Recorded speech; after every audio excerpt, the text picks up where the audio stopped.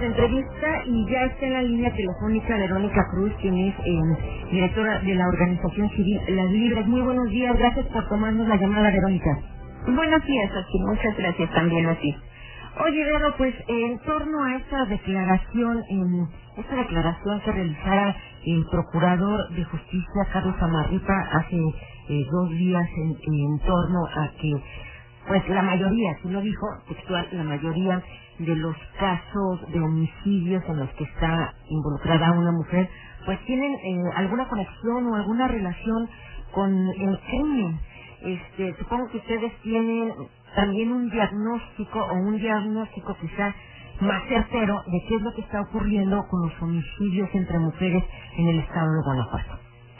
Sí, efectivamente, nosotras en lo que va del año, en 2016, tenemos documentados ya 56 asesinatos violentos contra las mujeres, de los cuales la mayoría, según lo documentado por nosotras, sigue permaneciendo en Guanajuato, aunque el 2016 efectivamente es diferente y tiene que ver con esta violencia generalizada a la que estamos asistiendo y estamos viendo, pero sigue siendo claramente donde la pareja, esposo, novio, expareja, exesposo es el presunto responsable.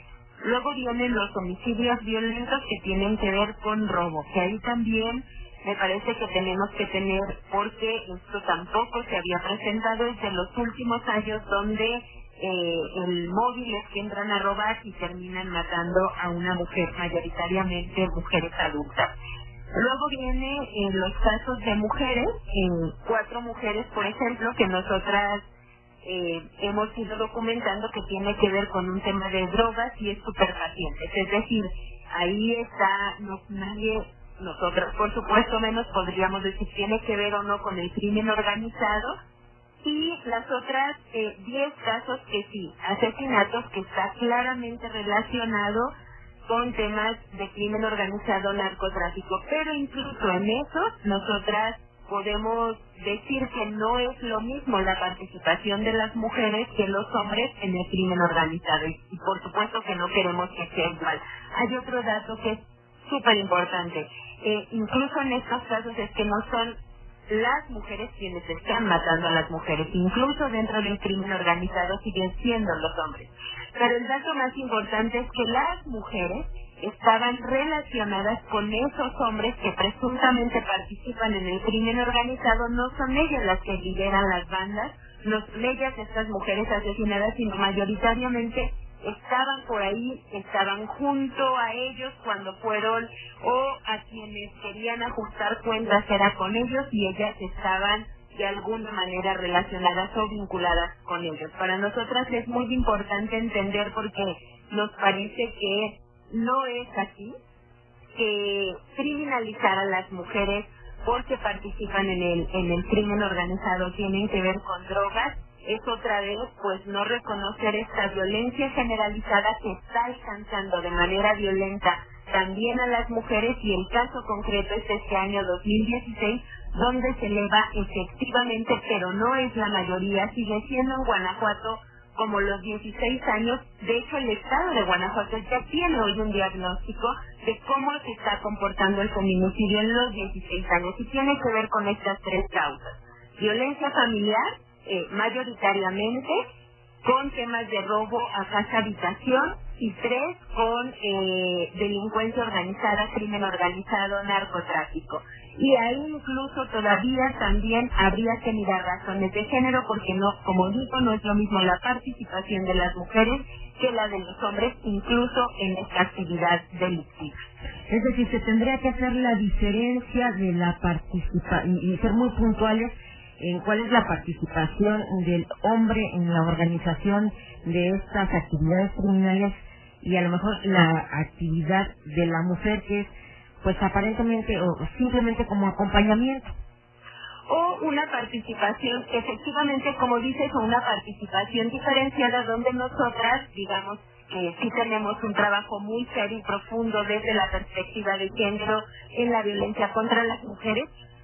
También hay razones de género incluso en estos asesinatos, y desde nuestra perspectiva incluso es mucho más grave, es decir, el tema y el origen de la violencia familiar, digamos, está muy clarita, muy puntual, muy focalizada, cómo prevenir estos feminicidios, pero incluso, aunque no sean feminicidios, sean homicidios violentos de las mujeres que tienen que ver con temas de narcotráfico, nosotras podemos advertir incluso razones de género. No queremos, o sea, para nosotras no es importante a estas alturas si es feminicidio o son homicidios violentos. Lo que sí sabemos es que todos los asesinatos violentos contra las mujeres se pueden prevenir.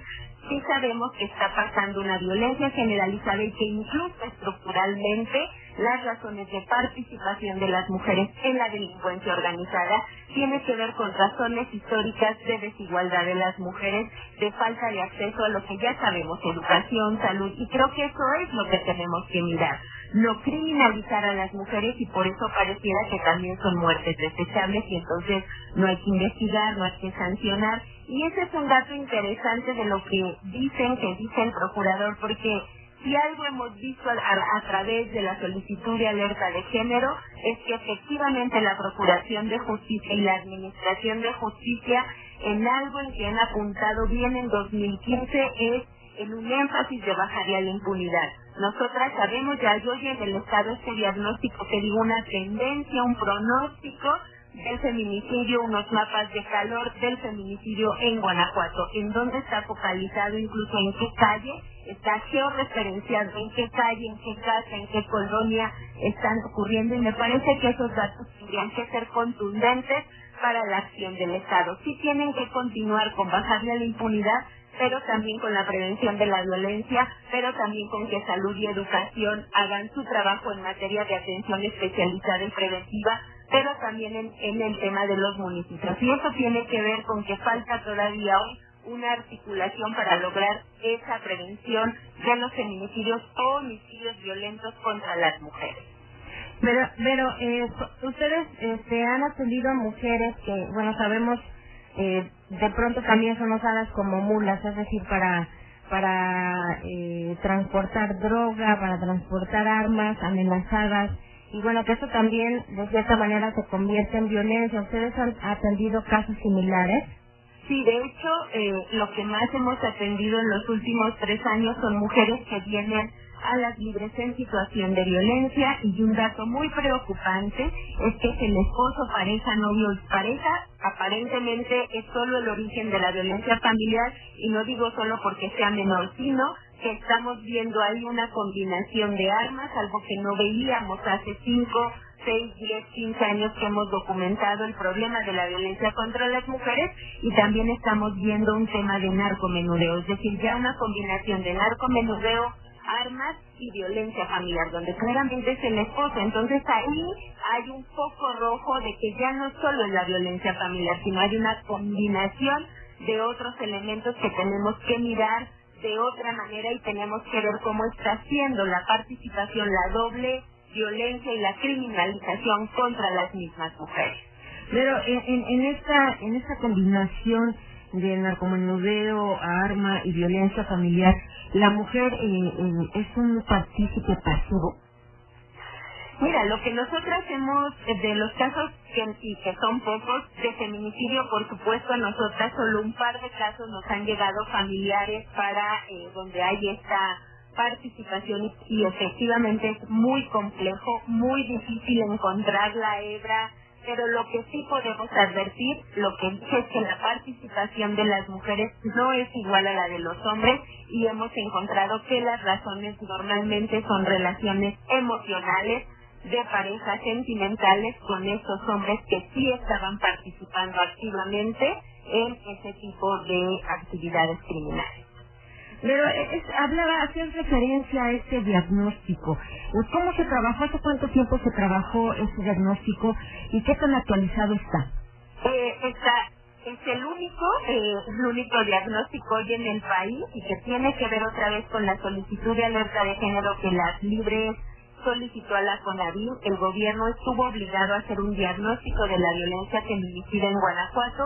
Está súper actualizado, es la documentación del fenómeno del feminicidio en Guanajuato del 2000 a 2015, es decir, 15 años, de esta, incluso hoy el Estado cuenta con una base de datos para estar documentando el fenómeno con perspectiva de género y correr todas estas variables para saber en dónde está el foco rojo, en qué municipio, en qué calle, como decía.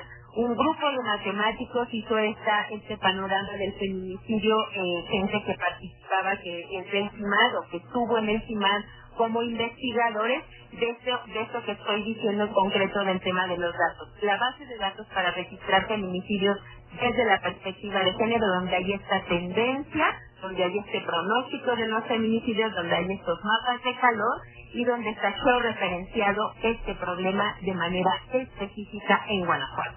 Pero ¿cuál es la recomendación para cualquier actor, ya se piense en procurador de justicia, en secretario de seguridad, en titular de Instituto de la Mujer, para cuando dan alguna declaración, cuando hablan de este tema, cómo referirse también al tema del feminicidio y de los homicidios violentos contra las mujeres, para que no ocurra lo que ocurrió hace un par de días, que se criminalizó con tanta sencillez?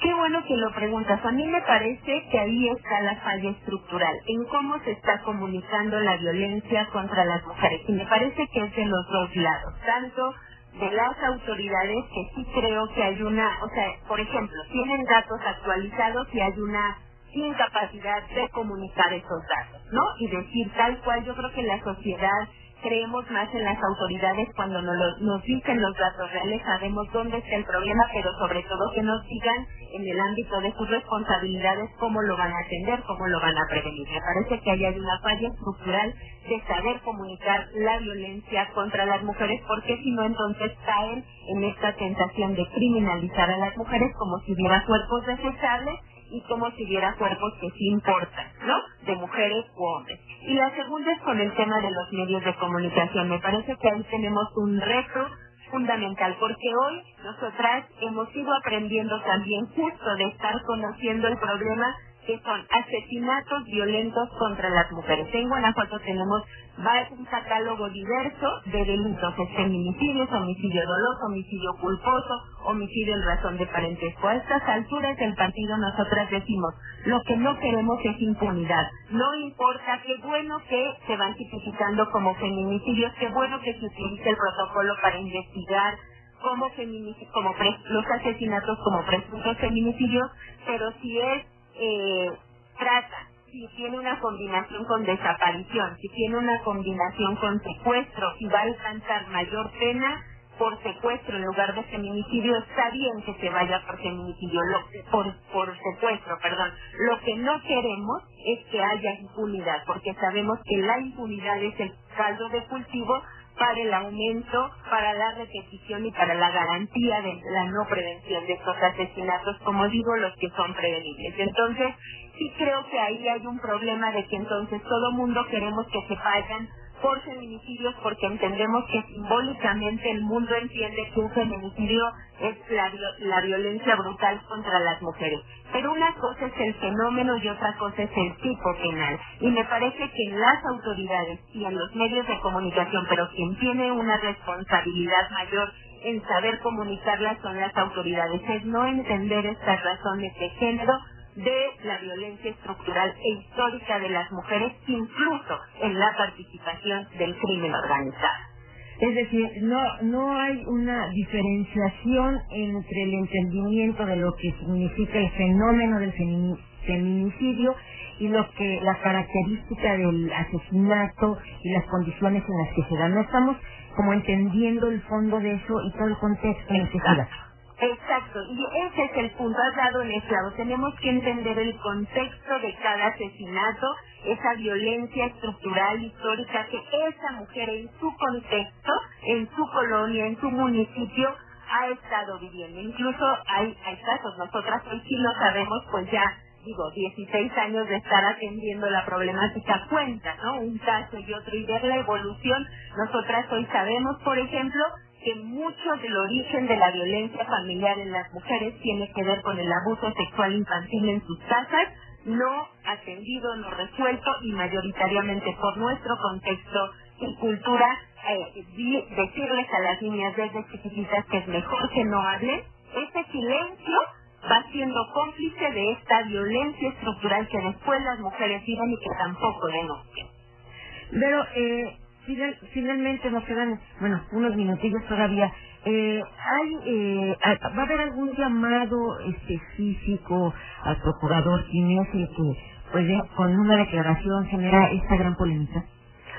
De hecho, nosotras tenemos con el procurador, porque esa es nuestra obligación como las líderes que está dando seguimiento, esa es nuestra responsabilidad social, dar seguimiento, que el gobierno cumpla con las 13 recomendaciones de la alerta de género. Venimos haciendo un trabajo con el procurador de ir revisando incluso el caso por caso, es decir, la libre documenta de los medios, de los familiares que vienen a quienes acompañemos a justicia, y luego complementamos con los datos oficiales de la Procuraduría de Justicia. Entonces, sí hemos visto una evolución en el entendimiento del problema del procurador. A mí me parece que, la verdad es que no escuché esta declaración. Me parece que ahí hay una falla estructural de una forma de comunicar el problema y caer en esta aparente criminalización. Digo aparente porque yo no estaba ahí, pero lo que han recogido los medios, ahí se concentró, ¿no? De que hay una criminalización hacia las mujeres. Yo creo, mi perspectiva y mi trabajo de 2 años de estar ahí, caso por caso, entendiendo qué está pasando, porque las familias siempre dicen, queremos que nos traten bien en la Procuraduría, queremos justicia, saber quién las mató y por qué las mató y que actúen inmediatamente y en consecuencia. Y eso lo hemos visto en 2 años, el año ejemplar ha sido 2015. Yo sí creo que el procurador tiene que continuar en esa lógica de no bajarle, no solo porque tienen la amenaza o no de la alerta de género, está respondiendo a lo que tienen que hacer. Eso tiene que ser cotidiano. De hecho, vamos a ver la disminución de los feminicidios en 5 años, si continuara la Procuración de Administración de Justicia bajándole a la impunidad. Entonces, yo tengo la confianza de que puedo hablar, lo podemos hablar las libres con la Procuraduría de manera directa